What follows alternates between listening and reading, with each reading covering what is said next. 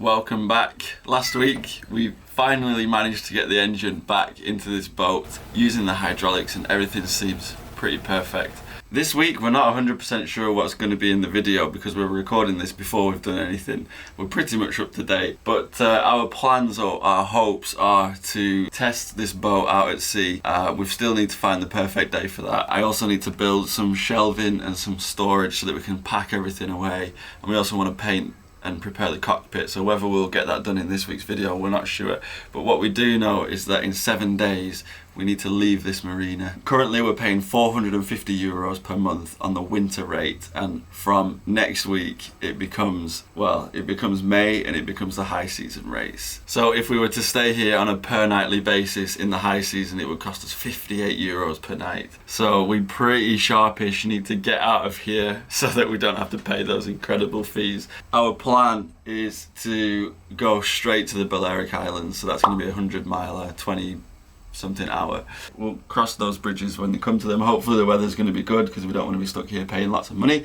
But anyway, on with today's video. This is a spot where I want to build some shelves, which might not seem that important to do before we leave, but this area is really good because it's in the center of the boat. So if we have a lot of weight here as opposed to at the front where a lot of these tools, generators and stuff are stored at the front, if we can move that to the center, then we're just balancing the boat out a little bit. We used to have a big fuel tank running down there, so we've cut that weight out and we've moved that further back, and we've just got 2 big water tanks at the front. We want to keep the front as light as possible and keep the back as light as possible as well.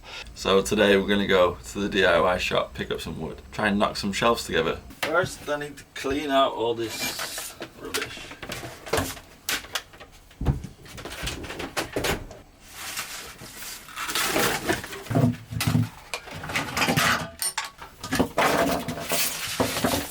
There we go. Alright, so we have a couple of generators that we want to fit in here. So the first shelf just needs to come to here. And we could probably fit some more stuff in there as well.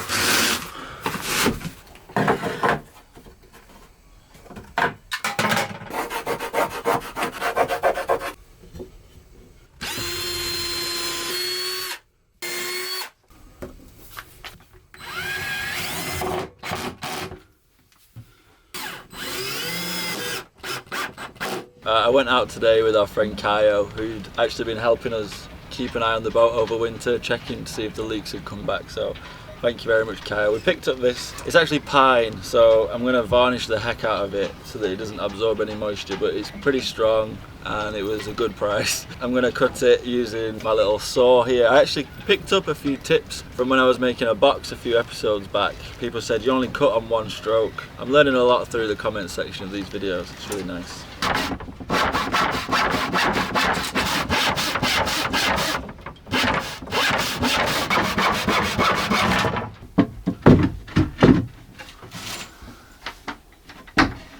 Not bad. So that's very tight. So I don't know whether I should make it a little bit looser so it's not as creaky when we're underway. So this is my new napping spot. You mean new meditation spot? Yeah. Wow, this is cool. When there isn't a surface, it looks much smaller. So this is the next thing. Oh, perfect. And also, I hope it fits. Oh. Nice. Pretty much. The only problem is it's not going to be stopped. Okay, the last panel. Wow! How about those? Would my piano fit on? No, it's too small. This is my town. I'm going to put little screw boxes there, little screws and different bolts. Your man cave. This is my man cave. That's so cute. Can you try to fit in the solar panel? Mark designed these 2 little layers. These layers are actually all well customized. Wow. There's actually room for plenty more than just the fold-up solar panels. Wow. Such good space division.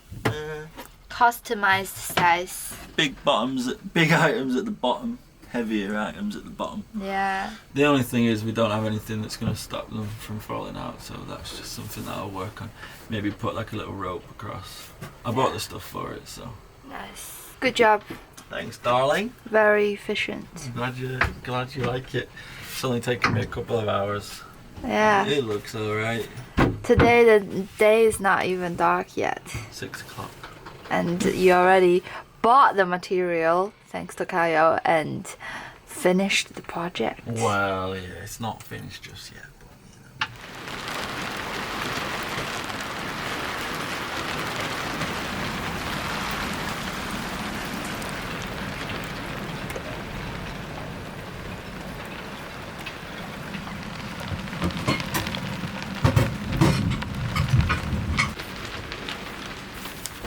Don't worry, okay? It's not a big bad monster coming to get you. Oy.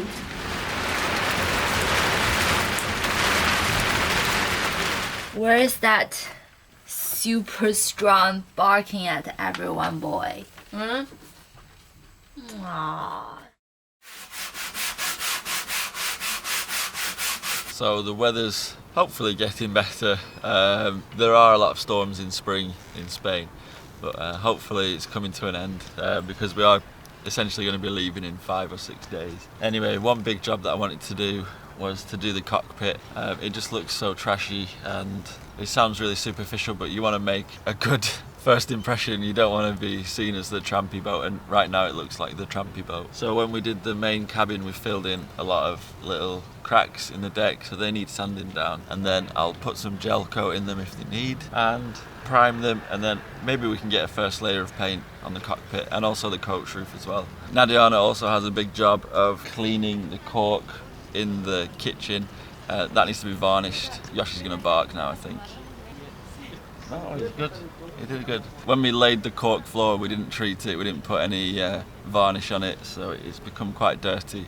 So Nadiana's first cleaning it, and then we're gonna put a layer or two of varnish on that, so that it cleans up easier next time.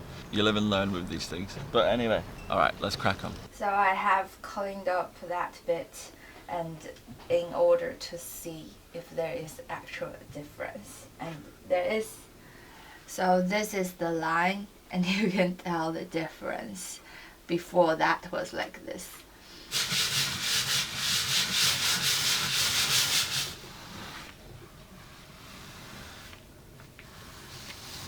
So I've got my trusty Black & Decker wireless sander. It does also have this little dust catcher on it as well, which is good for in marinas. But honestly, the difference that it makes is not really that much. 60 grit sandpaper, then hopefully I can get this off.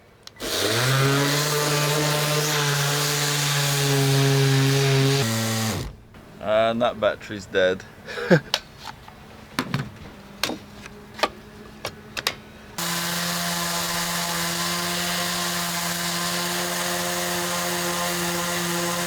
Okay, so they are not looking that good, but quite flush. I'll go over them with a finer grit of sandpaper, but yeah.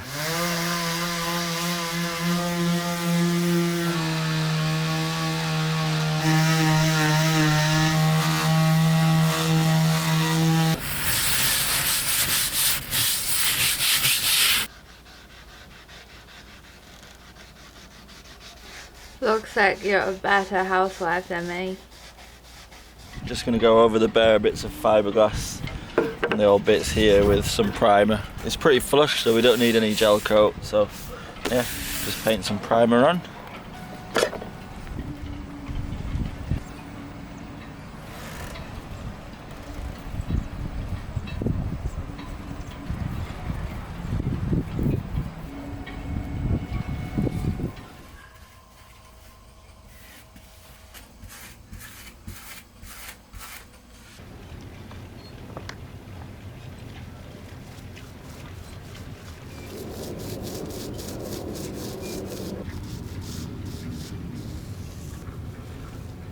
So this was the deck paint that we went for in the end. We found though these guys do pretty good paints. Our chart table is painted with Hempel stuff and it's really good. This is an acrylic one, and the primer that I used was just a multi-surface one, and I checked it is good for water-based, which apparently acrylic is water-based. So anyway, not sponsored, but it looks pretty good. It's just one component and it's got these little particles in it which make it non-slip. We're really happy with the way that it looks so far. So yeah, we've painted the cockpit now and it looks incredibly fresh. It's actually pretty dry just after a few hours, and you've just got that kind of abrasive feel. The paint appears to have taken really well. I've heard horror stories about mixing different types of paint and primers and stuff, so yeah, looking good. So you can see the difference now between the top and the sides, but because they're kind of walkways, I don't mind too much that they're not perfectly white right now. It was also important to do the cabin top because that's where we manage the sails, so it's got a really nice non-slip coating now, so we won't be slipping in because it's quite a nasty slip down there. Nadiana's cork floor is now looking much better. Should be much easier to take care of now as well. Nadiana now painting this disgusting floor. We decided to paint white because Mary set a standard of painting white, and it looks nice and it maybe brighten up this hall a bit more.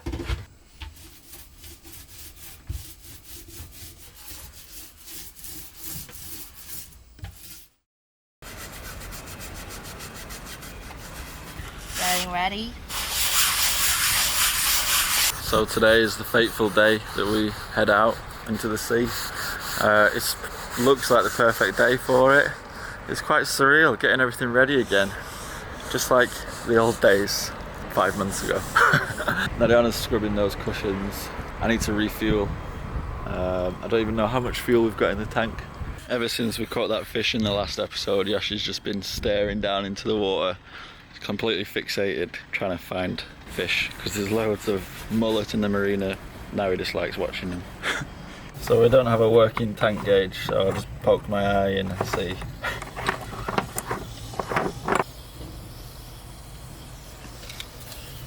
These jerry cans, the cheap ones, are very leaky, so I have to be extra careful.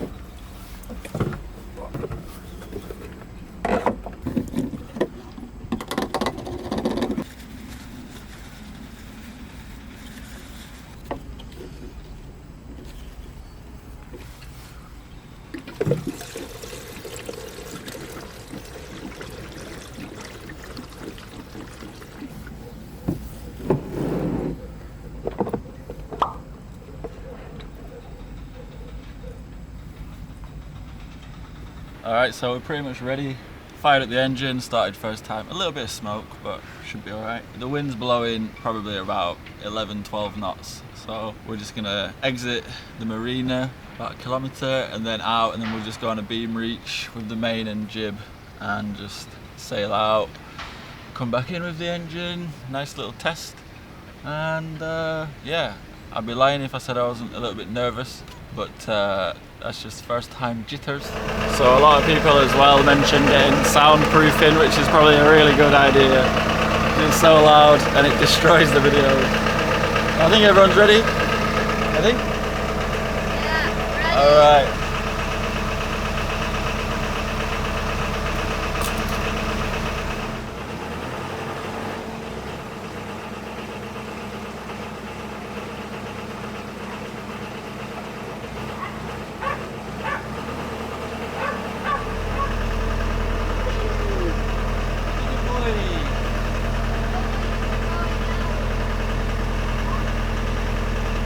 So I'm just using the controls, no rudder at all, and away we go!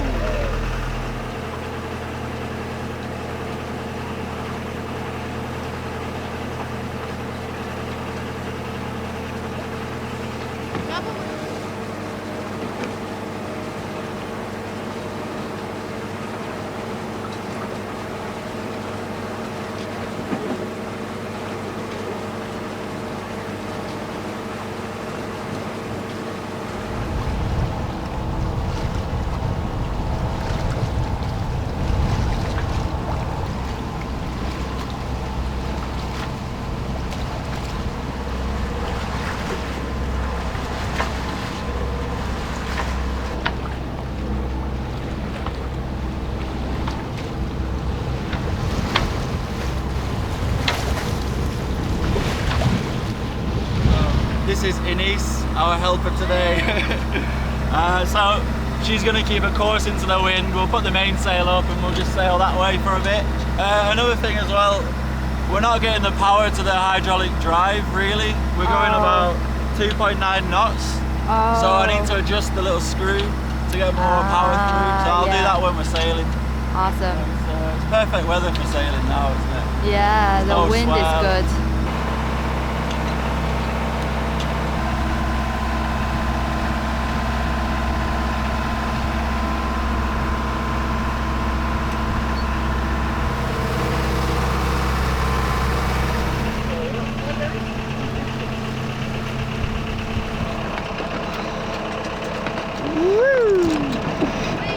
There she goes. Alright, there we go. 5 knots. We had hardly any power with just the main. This jib is actually quite well powered. It's flapping around a bit, so it's not very well trimmed, but going 5 or 6 knots.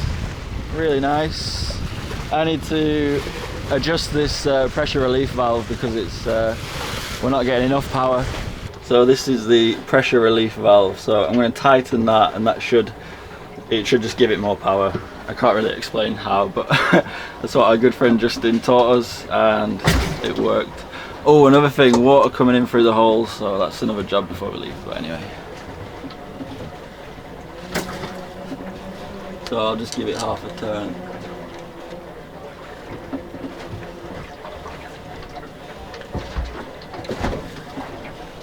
There we go, let's see if that's any better.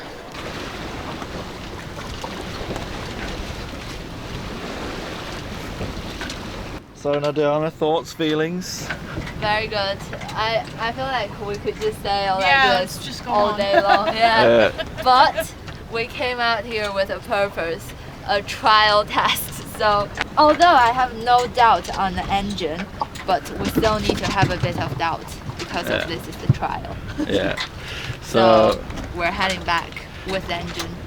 So I guess you'll just head up into the wind. And then, well, we'll sail back and then we'll just pop the engine on as we go in. If you head up into the wind, me and Inese will do the jib. You're basically going to tack the other way. Okay, if you can release that.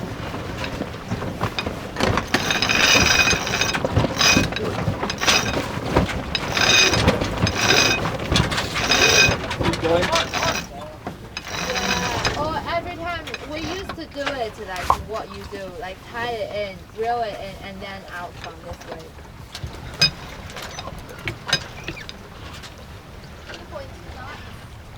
There's a boat getting towed by a lifeguard boat.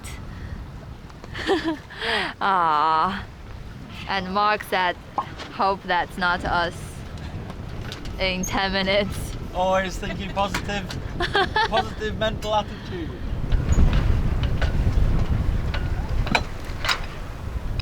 Alright, now we're going to turn the engine on, head up into the wind and get the main down. Oh!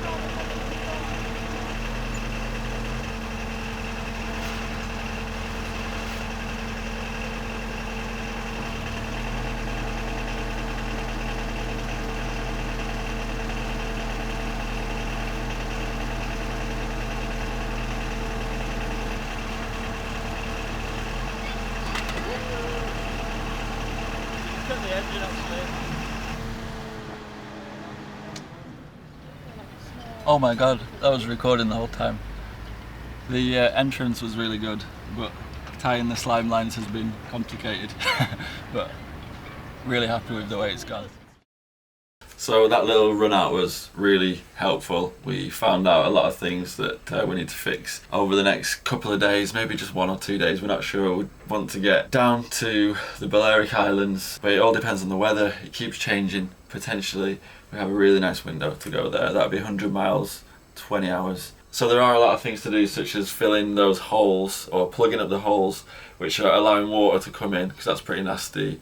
A lazy jack thing snapped off, and a few other little things to do. So we need to get cracking really. I'm a little bit nervous now because I just checked the weather and it was supposed to be perfect, but now the wind has died down a lot, so just going to keep an eye on it and hope it gets better. So the plan was to leave on Friday, which is the day that this video is getting uploaded, in the afternoon. However, it's died down in the later stages of the day, and so we will potentially have to leave tomorrow because the wind, it's basically, I think, well, I don't know where it's coming from the east, but it would be perfect, but with timing and everything, and also I don't know. I was supposed to edit a video for Friday night tomorrow, and all these other little jobs as well, so it's going to be a mad dash. Nadiana needs to stock up and do all the stocking and stuff, but hey, maybe we'll have to upload the video a little bit later. We really hope you don't mind, but that's the deal. You have to go with the wind if you want to sail. I trust the engine and the hydraulics, but I don't want to be using it for like 6 hours as the wind dies down. So anyway, hope I've not waffled on too much. Now we need to seal up some holes. Previously I'd been routing these bilge pumps exits to just out, and that would block the hole, but unfortunately the pressure of the water hitting the bridge deck forces the water to come down and into the places where I installed the bilge pump. So I've only just got one-way valve, so I'm going to fit this one to one of the bilge pumps, and I'm just going to have to block up the holes, and then I guess we just have to keep an eye on things. If the boat starts to sink, we unplug the holes and then route the stuff, but I mean, that's worst case scenario, so I think it's just good that no water is getting into the boat. But yeah, we've got 2 bilge pumps in each hull.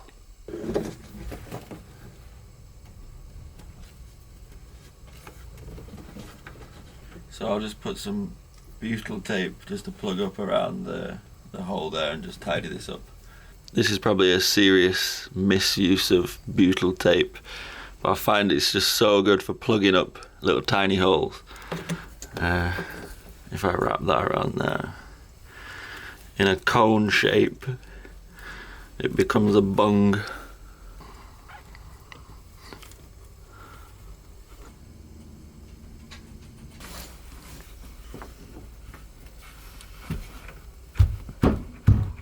I've plugged up 4 or 5 more of those holes. I think originally they were for bilge pump exits, but we don't have the stuff on board to rig the bilge pumps to go out.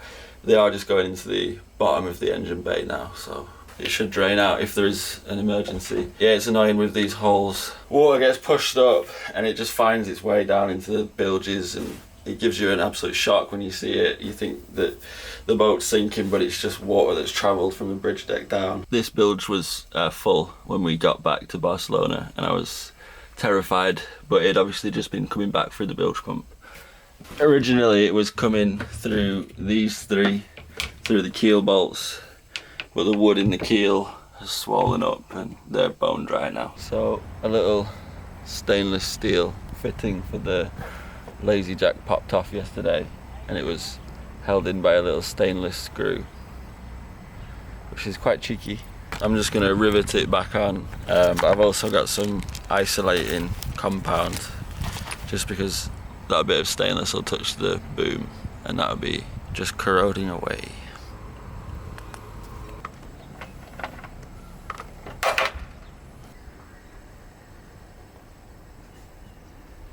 One last laundry before we become the wildlings again in this season. It's gonna be wild. Yeah, I'm gonna try to wash stuff in the rain, in the thunderstorm, if there are any. Kind of, hopefully not, but Oh yeah, that's true. probably. I feel like there's one good thunderstorm left. I can wash my laundry.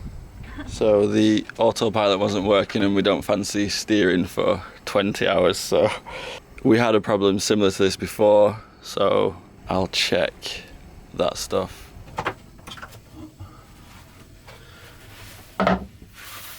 Yes. So the drive plug was just unplugged, which is good news. It's the same as last time, so it should work now. I guess we knocked it out when we were messing around with all this stuff.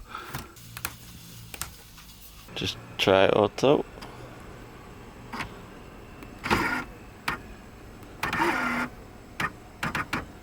Nice. Don't look at them. I properly brushed them, but they just look the same. I think it's probably grease from the fixing, or from us doing stuff on the engine. Look at this king. King Yoshi.